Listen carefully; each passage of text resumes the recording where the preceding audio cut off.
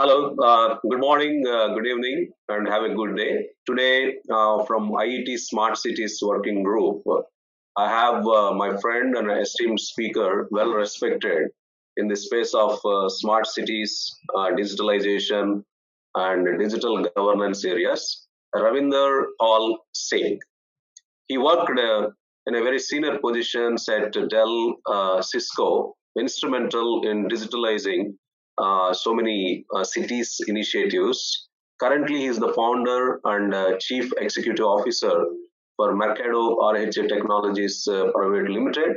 He has more than 25 years of experience, got so many awards, um, recognized as the 50 Global Smart Cities Impactful Leaders 2016, 2017, 2018, and he also got recognized as a Digital Thought Leader of the Year 2017 and Digital Infra Leader of the Decade 2017. So, Ravinder, I'm very happy to have you here. And we discussed, I think, a few weeks back to extract your experience and knowledge in the space of urban planning, city planning, architecture, how the digitalization will play a role. Thanks so much for joining us, Ravinder. Thanks for this opportunity. Yeah. So, Ravinder, I think I'm sure you have been in this space more than a decade, especially when the digitalization started. So, today my topic is urbanization. I think a lot of migration happening. So, what are the challenges you think you observed due to urbanization, and how effective the city planning or the urban planning is today? Can you please share your thoughts on that? Sure. So I would like to give two different perspectives here. One is a perspective which is more focused on developing countries like India, and one is more on developed countries. So when we definitely, since we are in India, so let's talk more on developing countries. If we go back 5,000 years, surprisingly, the earlier civilizations what we had, including Mohenjo-daro, Harappa, what we found, and recently it was uncovered that those civilizations, those cities actually had a much better planning. There was no digitization at that time, of course, but the basic foundation, what lays the foundation of a city, which is like the sewage, the roads, the pathways, they were all done nicely with planning. Now, where we got a bit wrong in last 100 years, I should say, is the growth in population was not able to keep pace with infrastructure development of developing countries. It's not that our base infrastructure in cities today, what we have in big cities, especially cities like Mumbai, Bangalore, Hyderabad, Delhi, we do have some great infrastructure foundations there. Like if you look at the New Delhi area, the Lutyens New Delhi as we call it, that's a beautiful place. But the moment you go away from Lutyens Delhi and go to other parts of New Delhi, then you realize that somewhere we have gone wrong. And why we have gone wrong is because number one, we could not keep pace with the population growth. And I remember one very interesting thing I should share here. I came to Bangalore for my engineering studies in 1992 when I joined engineering college here. And that time, Bangalore population was close to around 25, 26 lakhs. And we were told that Bangalore is a retiree's paradise. And Bangalore city has been made in a way that it will be good enough till we have 4 million population. That time it was 2.6 million population. And we always felt, oh, great, means Bangalore can cope up with growth for next maybe 20, 30 years. But what happened, and nobody realized, that within 7, 8 years, the IT growth happened so fast that the population of Bangalore doubled. And the Bangalore city, which was supposed to be taking care of 4 million people, is today taking care of more than 9 million people. And this happens in most of the cities. And that is where I think the whole process got a bit. I'm not saying that it was deliberate, but it was something which nobody could have forecast. So today, when we talk of urbanization, I think the basic challenge we all face in all our developing cities is we are not able to keep pace with the population and with growth. And I think So somewhere, I will ask one question here. Sorry to interrupt, Ravinder. That means, do you think we don't have the necessary systems and capabilities to predict how the future will be in each of the cities today? If you say that we have 130 crore and probably 40% population is in urban, and tomorrow 60% whatever. So if the prediction is wrong, certainly I think we'll have a great challenge, right? So do you think there are deficiencies in the capabilities or systems? well, it won't be right to doubt the capability, but I should say this, that maybe we don't want to. Our planners never wanted to go beyond a certain period. And one example again, I like quoting real time example. So look at Bangalore again. Sorry, because I have been living in Bangalore for a long time.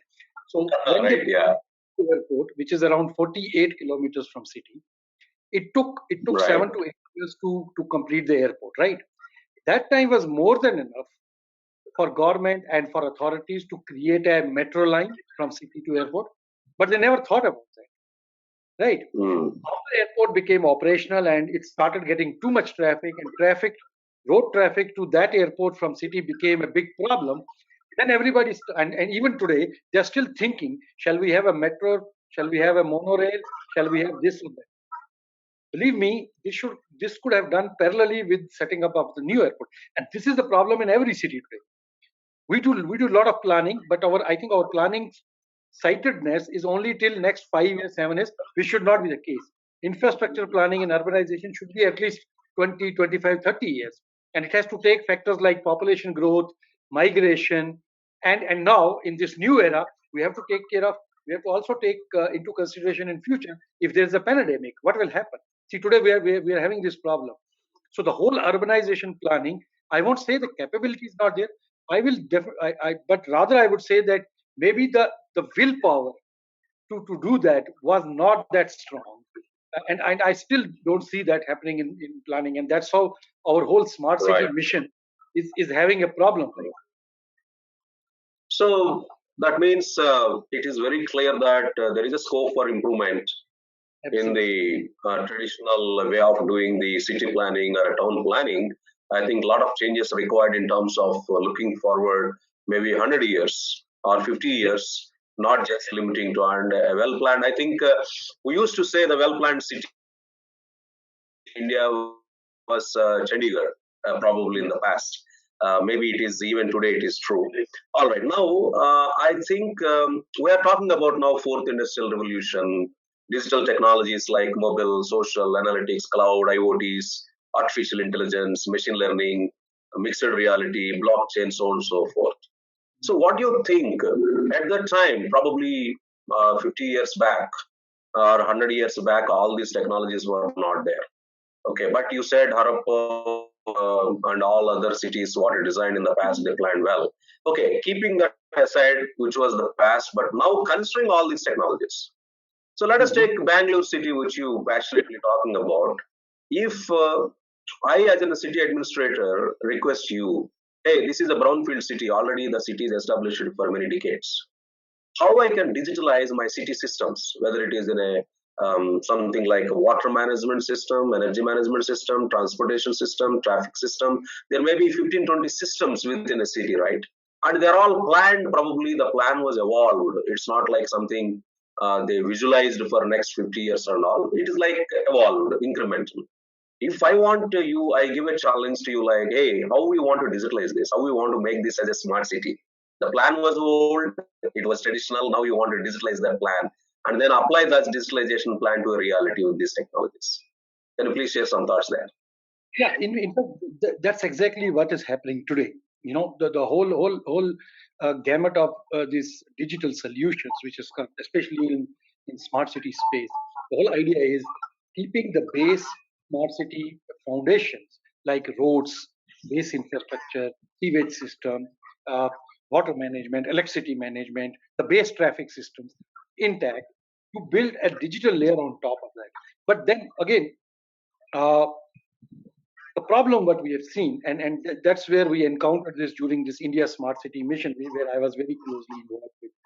Uh, if we if we look at this, you have a city which has the base, it's a brownfield city.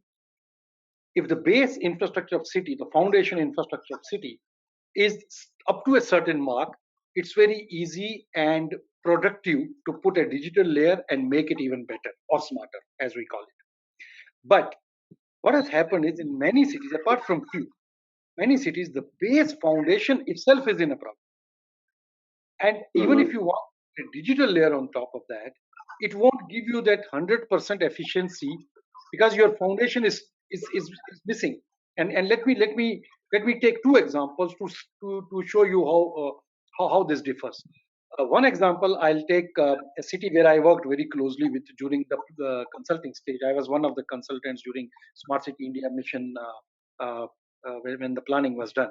Uh, Bhubaneswar is a beautiful city. The core foundation of Bhubaneswar, which includes the roads, wide roads, the sewage system, at least in the city area, has been at a very up to the mark, I should say. If not 100%, but at Mm-hmm. least 90% up to the mark.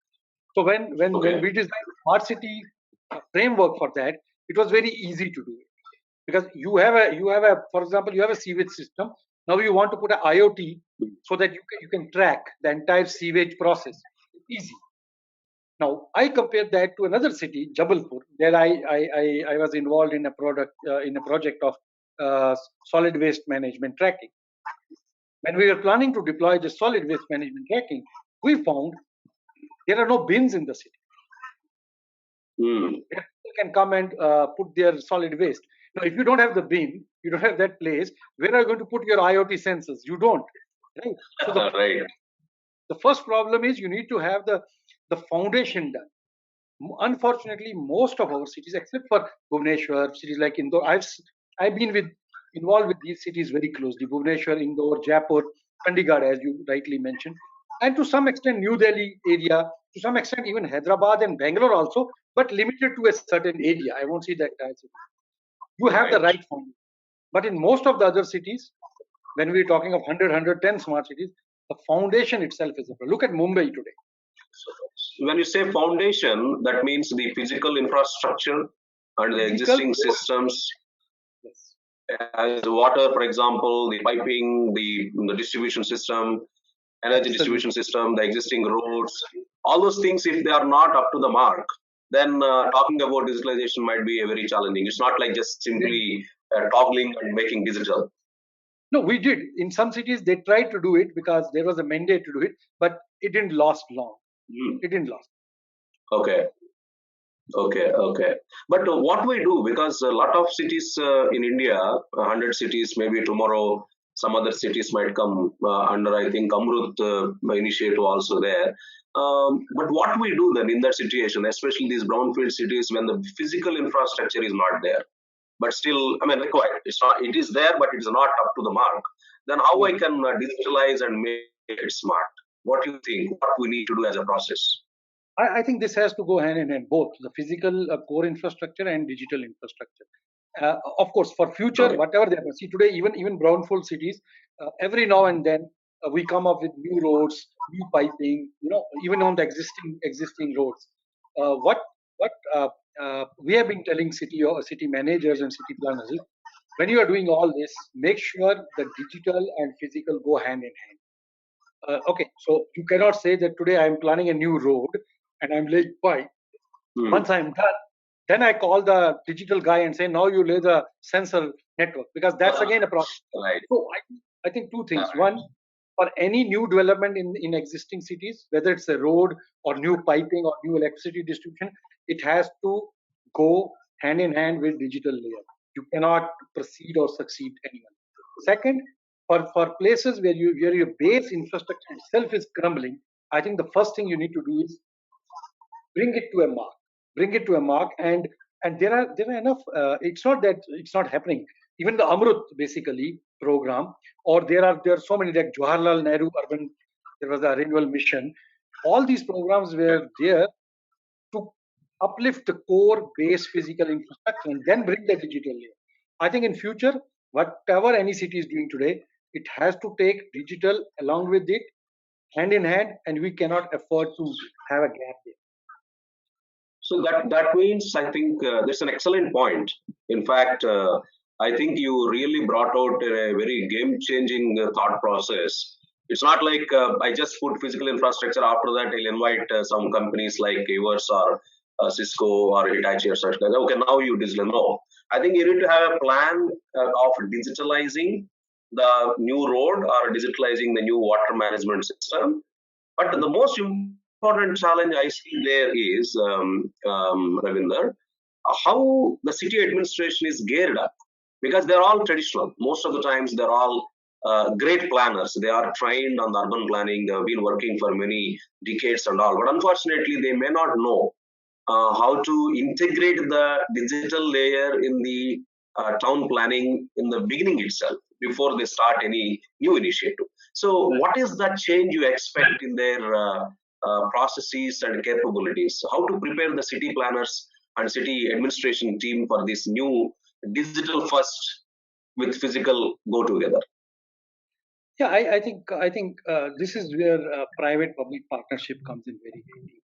So we do understand this challenge that the teams which are working, which have been there in cities for long, they may not all of them, but some new guys, the new wave of even senior officers who have joined, and I know a lot of them who have been managing these smart city projects, IS officers. They come with all that technical bent of mind, but more or less the guys who have been there, they may not have that capability. You are right, and that is where you have enough digital providers in this country, especially India. I should tell you, Srinivas, India is a country where what I have seen in last 7 8 years, especially, is the number of startups and number of companies which are coming out with these beautiful innovative ideas. Today, you talk of any technology in a city, you talk of drone, you find 100 drone providers in different streams and different domains around you. So which means we have Right. availability, we have capability. The only thing which was missing earlier was marrying these two. So when government wants to do something, they need to take along the private players. Earlier the problem was these innovative solutions, many of them come from smart startups, and these startups were not able to go and get into these government projects because of other eligibility criteria or whatever. Of late, I have seen in some respects this is becoming a bit easier for startups, so that even government bids, especially last few weeks, we have seen Atmanirbhar Bharat Atmanirbhar, where government is also seeing that we should have local people and local companies contribute. And last week, just 2 days back, they announced a big embargo on defense import as well. This is going to help a lot of Indian companies who were not earlier able to get into these big projects. And I think that is where we need to work together. The PPP model, which we have been talking about, the Okay. private-public partnership model, is this is the time. And most of the smart cities actually did that. They appointed consultants, they appointed the system integrators, they appointed solution providers who come with those solutions. So we don't have to really build this in city teams, but we can bring a lot of these capabilities on table, and that's what companies like us are doing today. Right. Okay. So, considering all these things, do you believe it is the time for government of India and state governments? They have a lot of, I think, academies, and they invest a lot of money on reskilling their officers. Right. But do you think is it necessary to have a smart city academy or a smart city planning and execution academy? Why I'm saying is this is something new. The bureaucrats and the city administrators, they have to work with the startups or other private organizations and all, but the government side itself, I think they need to change the processes, and they need to change the policies, and they need to look at how the interdepartmental functions work together. When you become a digital, the boundaries are erased, and the citizens, it is a single point or a single window. But at that Yes. time, again, it should not be like this is that department, this department, and all, right? So there is a sea change required in the processes, in the policies, and also the existing software applications may not work. You might need to digitalize. It means you need to add the wrappers of artificial intelligence, machine learning, whatever different layers are there. So, do you see something like a smart city, a learning academy, or a smart city academy is required, where the government officers and city administration teams will be trained. They may not be experts in technology, but at least they should understand the impact of that. They should start devising new policies, new processes, new systems, etc. So, what is your view on that? How this ecosystem can be built? Yeah, so I think this has already started. Remember last year, maybe 1.5 years back, I met a college management from Mumbai who started the first master's program in smart city infrastructure management in India. And then I saw that a couple of other universities have already started doing that. So today you have courses where people, but they are more focused on students. You are right, not on the government officials or existing. So the lateral, what you're saying is the lateral skill building. I think that is required, and we can. I think private companies need to play a bigger role because they have the capabilities, and then go and tie up with something like NSDC, National Skill Development Corporation. So today NSDC is busy Correct. focused more on building the skill of their people of this country in terms of making them more a bit computer savvy, we should call it, or IT savvy, so they can run their businesses or run their work. But I think this makes a lot of sense, and this can be a good idea if we have a kind of an institute which can work very closely with bodies like NSDC or Niti Aayog, for example, and build the Right. capability of smart city operators, managers, municipal corporation guys. That should definitely help. Number one. Number two, on the skill building side, in the private space, as I mentioned, this has already started with some universities, some institute offering smart city courses or IoT courses and all these things. The third and most important thing is, as I mentioned in earlier, is uh, to uplift this. I think two things which has happened in the government space, which might help, which should help. One is 2 years back, the government opened to lateral hiring of officials from private sector. This is Right. a game because today you have private companies with a lot of capabilities, and then government has to hire them, and there are processes involved. Rather than that, you have people from private going and sitting in government. That makes a difference. I've seen some of them, and they are really creating it. Number one. Number two, this Atam Nirbhar and all these be local, be vocal about local. These kind of programs should help local innovators to come up and provide these solutions. So this whole ecosystem definitely has started developing, but a lot more has to be done in this case. Right. So I think maybe you can validate my assumption. If city I consider as a cluster, I don't see much difference, except it is like for the citizen services, it is for adding social capital, social value. But it has to be driven like a business because the city has to become a self-sustainable today. There's a lot of Absolutely. revenue streams. So I feel, I think each city has to not only what I talk about academy to build the skills to devise new policies, new processes, new systems where the city administration knows that, and they also need to acquire new skills for designing business models, how to invite the investors, how to create new revenue streams, how to provide better experience to citizens. I think most of the private organizations have been doing a tremendous job.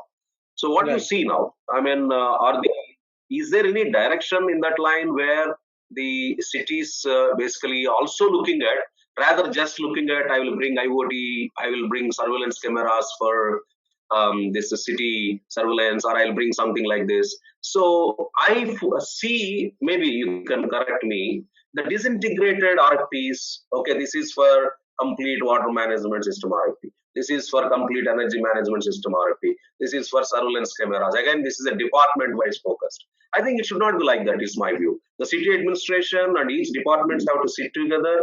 They need to come up with the city strategy, the planning, and the execution model, new policies, interdependencies.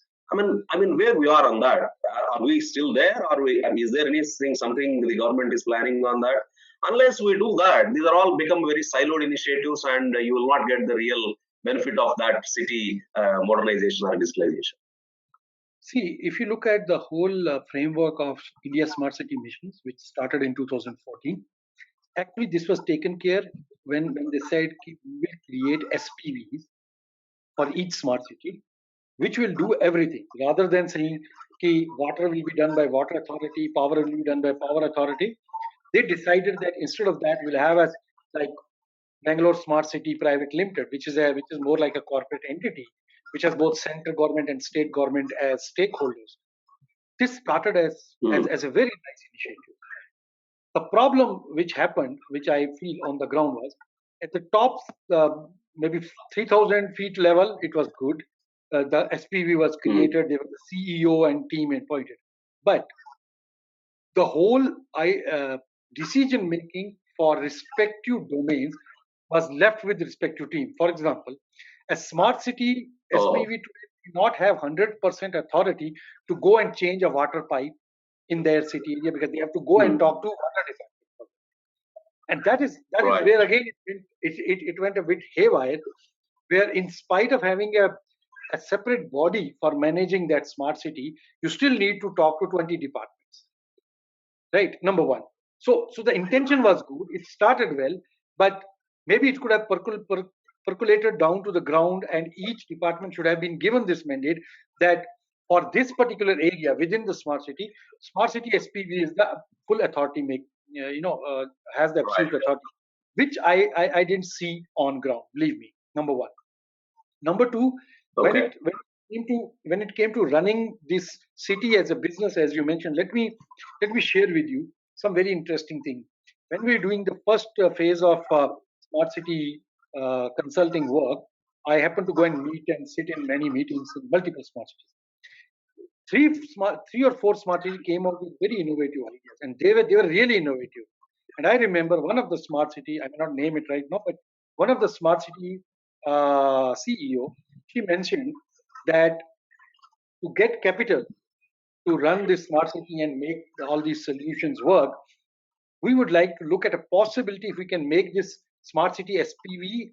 It's a corporate entity. We can go and list on stock exchange, and people should come and invest into this. People should buy the shares of that city. Right. This is a very innovative thought. Yes.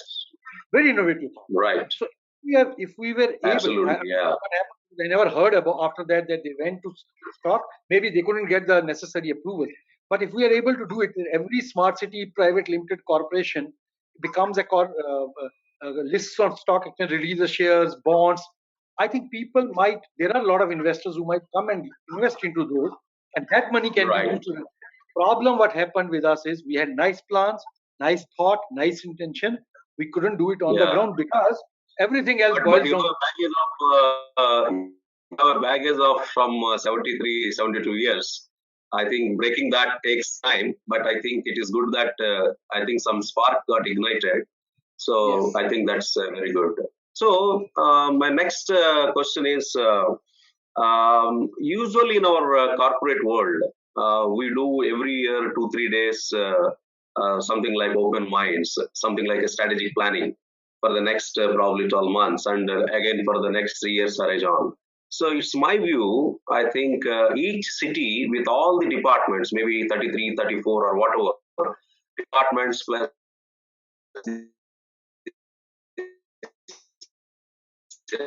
SPV must have an yearly strategy plan and future planning. So they devise the initiatives in collaboration and interrelated, interdependent initiatives. Of course, the department-wise, they will have their own issues and all. So do you think, is it happening, or do you think if it is not happening, that's a good idea?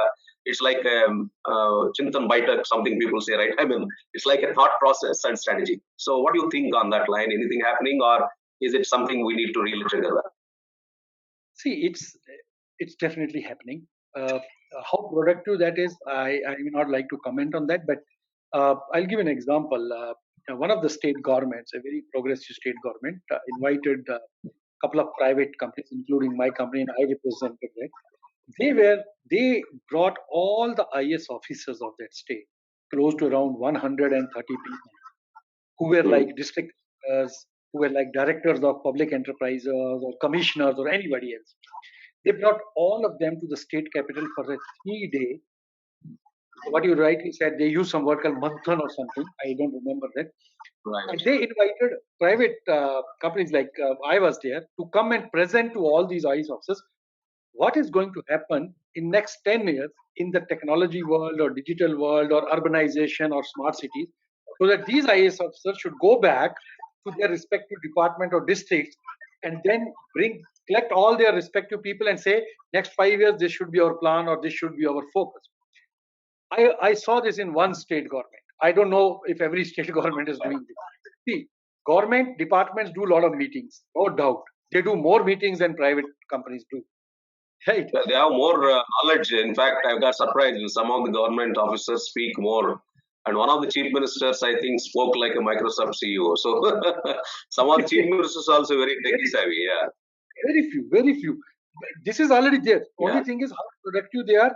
I'm not sure, because most of the time, whatever is decided or discussed in the meeting, on ground, I've not seen much of that getting into practical, implementation. Right. That is where the So that means there is a need for improving the governance. That's very important, especially for the strategic planning.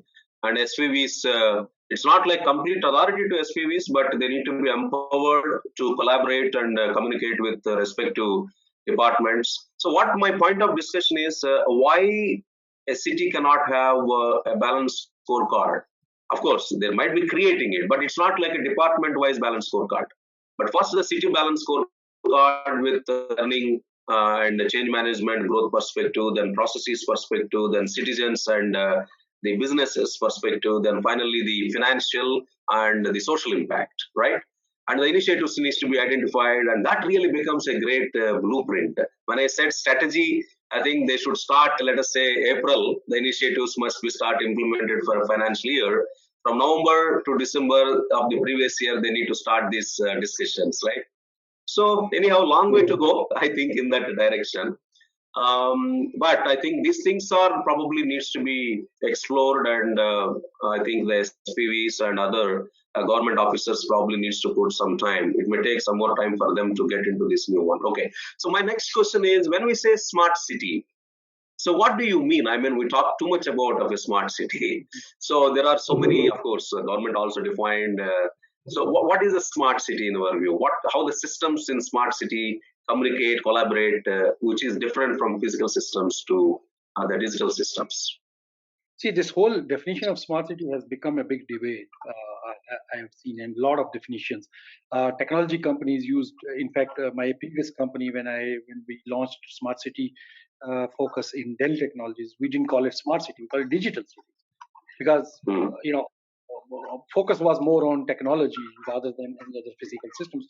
So every company or every country has its own definition. If you ask me what a smart city is, I personally feel that a smart city need not only be a technology city. It's all encompassing aspects of the city which comes into. So your physical, your people, between citizens, your governance, and your technology need to be working in tandem to ensure livability. When I say livability, means rest of your living in the city, which means less pollution, less traffic problems, and less grievances. A very solid grievance management system and a very strong e-governance system. The reason why I stress on e-governance, we do talk about processes, we do talk about things, but when it comes to on-ground implementation, people still find. I'll give you an example. We know that this whole RTO, driving license, and everything has become fully digitized in last couple of years, with Government of India launching that Sarathi program, right? But when you go to an RTO office today and take a particular certificate, it depends on the local people there what they accept. They say no, we don't accept, and I actually had to argue and counter and show them that no, the central government guideline says this is what you should do. But they had their own guidelines, and they were not even aware that somebody has put it on their website that you need to accept this. So somewhere this whole governance factor is broken. Intentions are good. I don't doubt. Earlier we used to talk about politicians, and they may not have that willpower. But today there are a lot of politicians who come with that good young innovative thoughts, and I've met many of them. But again, the problem is the system has been there for last 80 years, 90 years, which is not that easy to change. Hopefully it is changing, but there's a lot to be done on that side. Sure. So, what is your view? I probably want to give another provocative thought. Like each city must have a chief technology officer or a chief information officer, because the city has so many software applications, and they have to set up a huge data center to process the data generated from these technology devices and all. So that means a command control center, right? So, what do you think the role of command control center? How the existing software applications needs to be digitalized? The infrastructure needs to be digitalized. So, for all these things, who is the man or woman drive this? Do you have do you think such type of a focus is? It's not just depending on system integrators or some private agencies. That is important, but there should be, I think, technically capable people to foresee, to oversee and foresee what all the different things needs to be done in a city. I think it is a big question I asked. Probably you could No, put it in a very simpler way. it's the right thing. I should tell you, in 2008, I was sent by my company to Hong Kong for a presentation, and the guy who was supposed to be our customer, his title was COGCIO, Office of the Government Chief Information Officer in Hong Kong. And Okay, I was like, cool. oh my God, they have a CIO sitting in the government, and we are still talking about the basics. Today, when we look at any department, leave aside smart city, talk of any department, digitization is very heavy. Everything is becoming online, everything Mm, moving to cloud, and government has also come out with a lot of initiatives. But even today, you don't see CIOs or those kind of positions around. I think this has to change. This has to change. If we are able to have capabilities built at that level, that you have professionals driving this, like CIO, CTO kind of uh, titles in the cities or in the departments, things will be much easier. Today, sure. since we don't have that, what typically departments or cities do, they appoint consultants. No, that's good. You have consultants, and it's a good business for everyone. The only Right. problem is I consultant think what will only I do right. within the scope. They cannot think beyond, because typically when we go and sign a contract, we look at what is in the contract, what I need to deliver, how much I am getting paid. That's it. But if we have a team sitting within Right. the government, a CIO and his team, I think they can think very broad, and they can bring all other department functions within that camp. But that, because so command and control center, though it's just a name given to a facility, I think this can evolve and become the overall control for everything in the city. Today, why should in a smart city, why should I call water department for a piping problem, or electricity department for a outage in Correct. electricity? I should call one single number, So 50 command and aspects. control. You should take care of Correct. everything. That's exactly what Right. should be done. Correct. I think, in my view, to save the public money, unfortunately, many state governments want to demonstrate their innovation, their specifics. I think there should be a federal government, the central government driven initiatives to build the platforms. Maybe the digital governance platform that might not be that will be highly configurable. That means to suit to 29 states and then the union territories. There is no point every state invests some hundreds of crores, thousands of crores for the processes. End of the day, the processes are more or less same. Maybe you might change the workflows, you might change the little bit of approval mechanisms as per your state policies and all. So, do you think such type of initiatives, anything happening where all the 100 SPVs and then the AMRUT cities and all, there should be a collaborative initiatives to make sure. For example, when I was working in one of the top IT companies, the number one IT companies, we did one platform for accountant generals, for five accountant generals, under the guidance of the Comptroller Auditor General. And at that time itself, in '98 itself, they took that great initiative. Why we need to have different things? Let us have one platform that can be configured to multiple. I think the similar initiatives need to start to avoid putting a lot of money by each state, whether it is something like setting up data centers, what are the protocols and what sort of infrastructure can be best leveraged among the multiple cities, and what sort of processes defined, policies defined can be best leveraged. what all the applications built can be best leveraged, platforms built can be best leveraged. I think that's Yes. very much required, is my view. What do you think on that? Is it possible in India? It's possible, and it's actually started happening in some areas. I'll give you one example. After smart city mission was launched, after a couple of months, uh, many state governments went back to center with a problem, and the problem was they were inviting bids, they were buying systems, and each system comes with its own data format or data structure, or connectivity and compatibility. And they realized that within the city, maybe we are able to put everything, but from city to city, they were not able to have a compatibility met, even within the state. So maybe they went Right. back to, and then the smart city mission. By then, this the guy who used to head it, Mr. Kishan Kunal, I worked with him very closely. He started an initiative. He said, let us make a common guideline and framework for data so that every city should adopt that.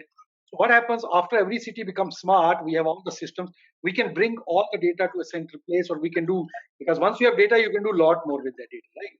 So they actually initiated a kind of a project which was titled BOSS in the first in its first version. It was called Bharat Open Stack for Smart Cities, like creating an open stack framework. Okay.